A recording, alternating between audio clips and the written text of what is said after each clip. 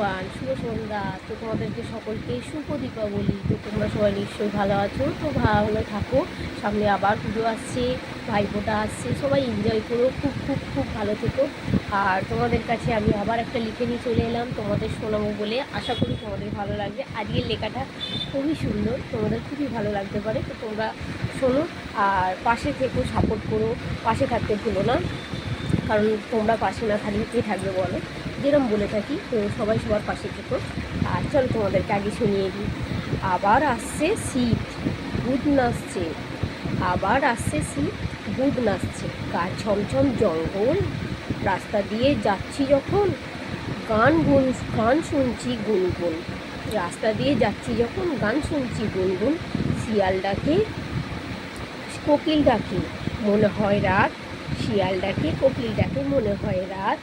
শীত যত বাড়বে শিয়াল তত ডাকবে।